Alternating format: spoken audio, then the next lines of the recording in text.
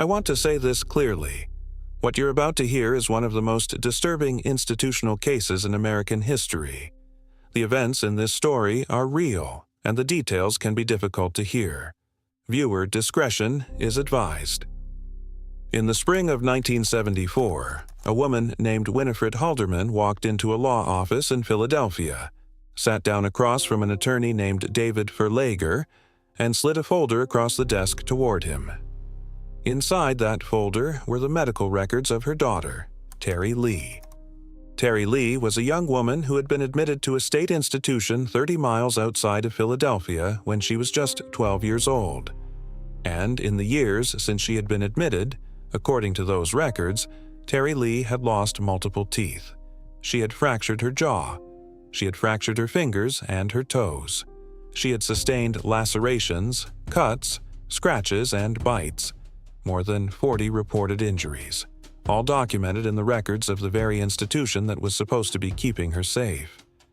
But here was the thing that Winifred needed this lawyer to understand.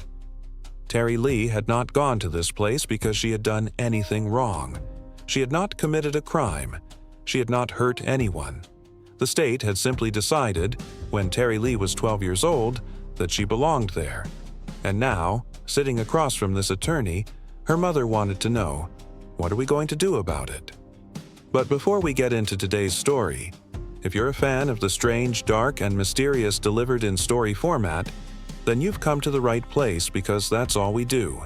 And we upload once or twice every week. So, if that's of interest to you, please sneak into the like button's house, rearrange all the furniture by exactly 2 inches in every direction, and then leave without saying a word. Also, please subscribe to our channel and turn on all notifications so you don't miss any of our uploads. Okay, let's get into today's story.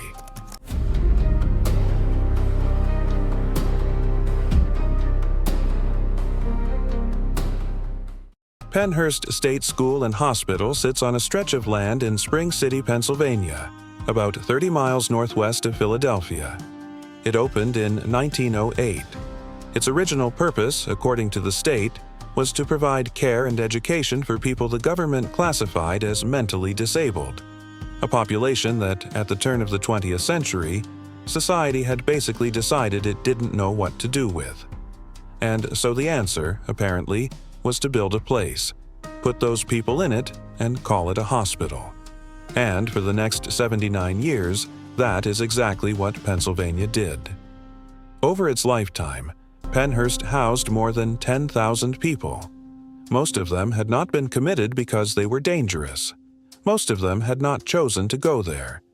Many of them were children when they arrived.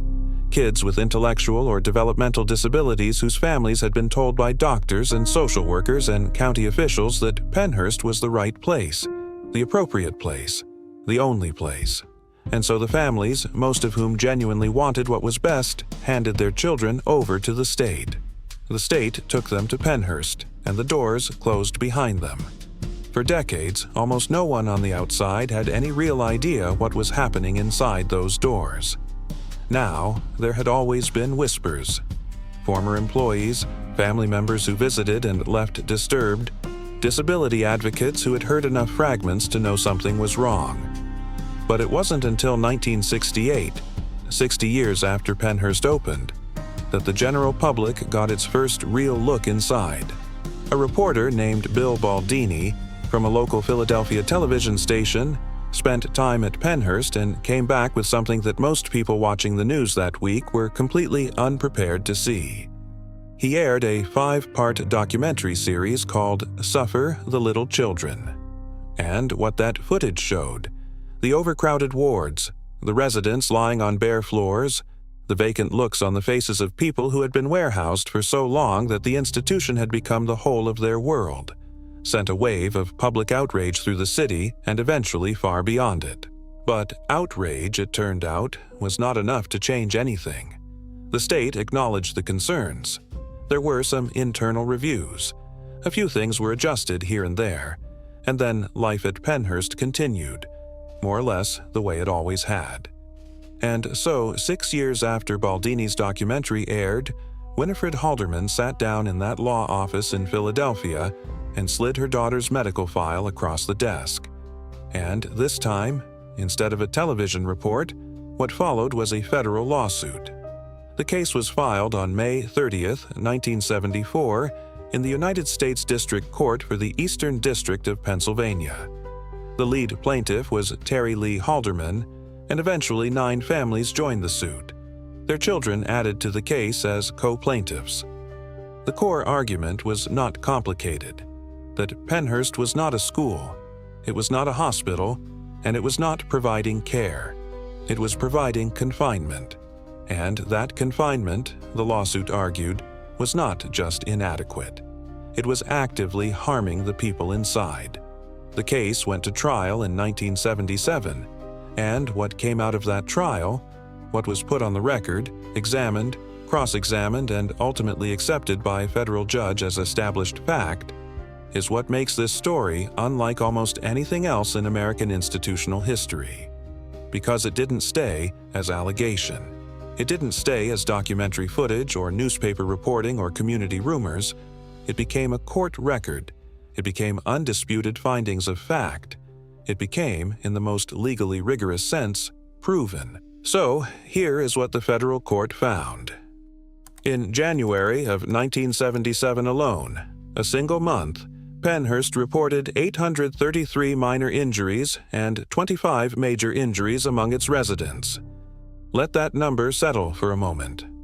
833 minor injuries in 1 month at one institution, among a population that was there because the state said it would take care of them. The court noted this not as an anomaly, but as a window into what was routine, a chronic industrial-scale injury environment that had been operating for years. The court found that residents were physically abused by staff.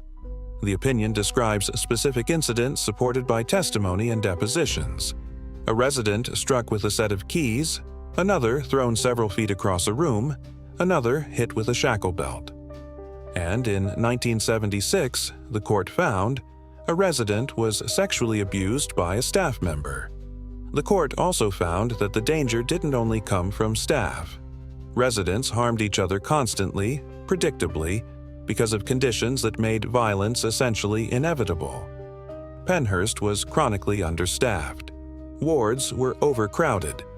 In that environment, the court found, residents were frequently left unsupervised for extended periods. And in January of 1975, one resident bit off most of another resident's earlobe and part of the outer ear while the victim was sleeping.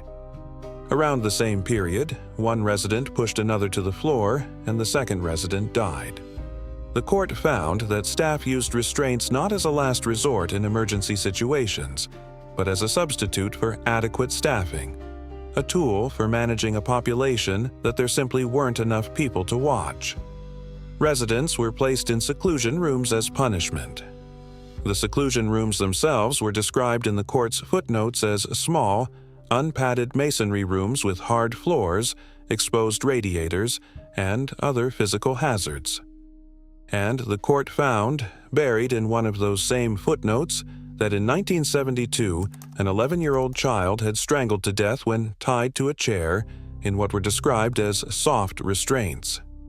11 years old, strangled in restraints, in a facility that had been operating for 64 years. And that detail was in a footnote. The opinion also included a data point about one particular female resident that the court described, in careful legal language, as an extreme example of restraint misuse. The record showed that this woman had been held in physical restraints for 651 hours in June of 1976. In August of that year, 720 hours. September, 674 hours and 20 minutes. October, 647 hours and 5 minutes. To be clear about what those numbers mean, 720 hours is an entire month.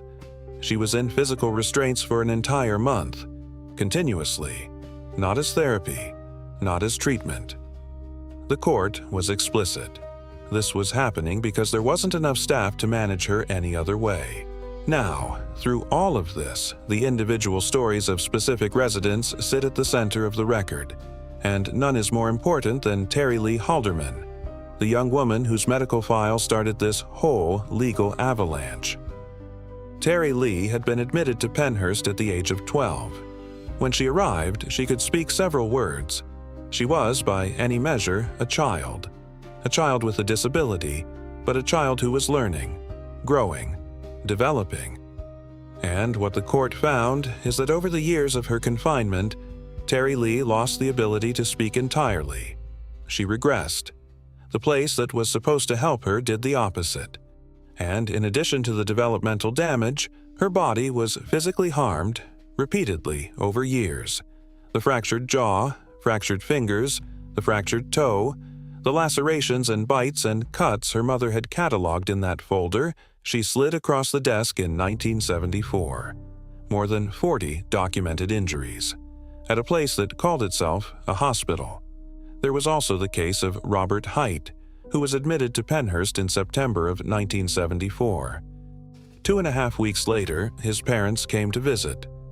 The court found that they arrived to find him badly bruised, with a cut mouth, heavily drugged, and unable to recognize his own mother. During that visit, they also witnessed other residents walking naked or partially dressed through the wards. Robert Height's mother later told the court that she would not leave a dog in such conditions. And there was George Sorotos, who entered Pennhurst in 1970 at 7 years old. His former foster mother testified that she visited him nearly every week for 7 years. And in those 7 years, she said, there were only 4 visits during which she did not observe him with some kind of injury. Bites, scratches, black eyes, lost teeth. She testified that she had observed what appeared to be cigarette burns on his chest. These were not rumors. These were sworn testimony and court records. And the federal judge hearing the case treated them as what they were: documented evidence of systemic, ongoing harm to human beings who had been placed in the custody of the state of Pennsylvania, and who had no meaningful way to leave, to complain, or to protect themselves. The judge issued his findings in 1977 and his injunctive order in 1978, concluding that Pennhurst's conditions violated the constitutional and statutory rights of its residents. The state was ordered to reform, and eventually, through years of appeals and counter-appeals that went all the way to the United States Supreme Court twice, the case produced something neither side had fully anticipated at the start: a settlement signed in 1984 that committed the state of Pennsylvania to close Pennhurst entirely. No reforms, no restructuring, closure. The institution that had operated for 79 years, that had housed more than 10,000 people, that a federal court had found to be a place of documented abuse and preventable death, that place would shut its doors. On October 27, 1987, Pennhurst State School and Hospital closed. But here's the thing about that closure. It was not the end of the accountability story, because in the years between the trial findings and the final closure, something else happened. The glare of the litigation had created a kind of pressure on the institution, and that pressure eventually produced criminal consequences. In 1982, reports of inmate abuse at Pennhurst prompted an undercover investigation. A federal agent named Joanne D'Agostino went in, documented what she found, and her grand jury testimony helped produce federal indictments. Among those indicted was a Pennhurst employee named Hastings J. Dice. And in 1985, the Third Circuit Court of Appeals upheld his conviction on 7 separate counts under a federal civil rights statute, convicted of depriving Pennhurst residents of their constitutionally protected right to personal security. The appellate opinion describes evidence that he punched, kicked, kneed, and shoved residents, sometimes in ways the jury interpreted as deliberate humiliation and taunting. 7 counts. Convicted. For crimes committed at a place that had been operating for more than 7 decades under the supervision of the state. Now, at this point in the story, you might be asking a question that I think is completely reasonable. How does something like this exist for 79 years?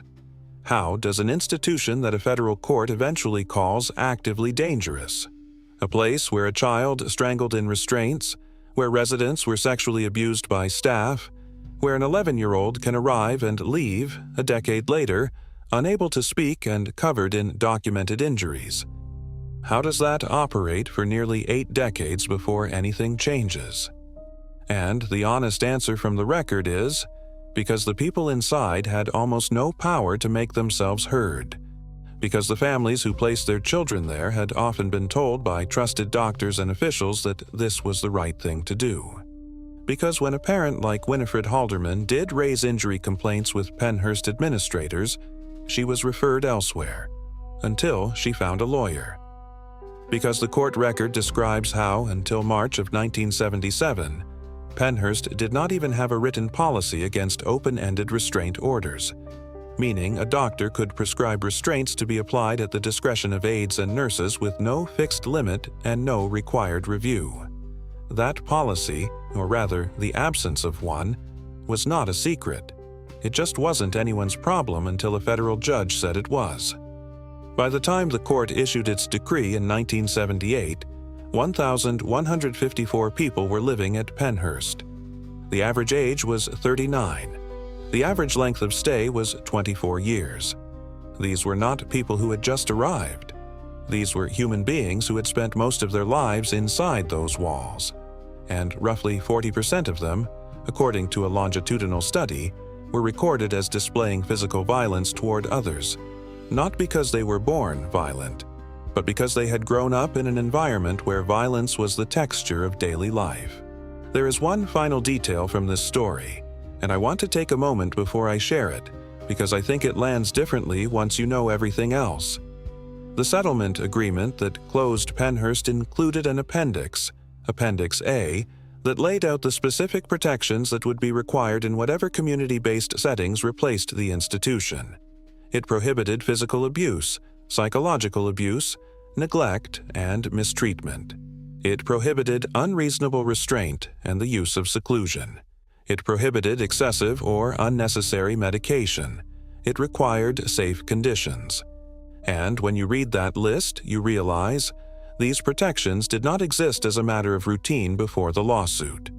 The prohibition on beating residents, the prohibition on indefinite physical restraint, the prohibition on locking people in unpadded masonry rooms as punishment, those had to be explicitly negotiated into a legal settlement.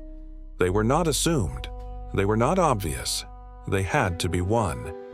Terri Lee Halderman, whose injuries at the age of 12 set all of this in motion, eventually lived to see Pennhurst close. She was one of the last residents moved to a community placement. And when she left, after years in an institution that had taken her words and her safety and decades of her life, she left because her mother had refused to let her story stay buried. Winifred Halderman had walked into a law office with a folder, and the folder had changed everything. So that's going to do it for today's story. If you got something out of this episode and you haven't done so already, please sneak into the like button's house and rearrange all the furniture 2 inches in every direction and leave without saying a word. Also, please subscribe to our channel and turn on all notifications so you don't miss any of our uploads. If you want to stay updated, check our Instagram page at The Midnight Casebook. You can also reach me directly on Instagram and X, where my username is The Midnight Casebook. We have a Facebook page where we post condensed versions of these longer stories. If you have a story suggestion, submit it in the comments. Wherever I see you next, I really do appreciate your support. Until next time, that's going to do it. See you next time.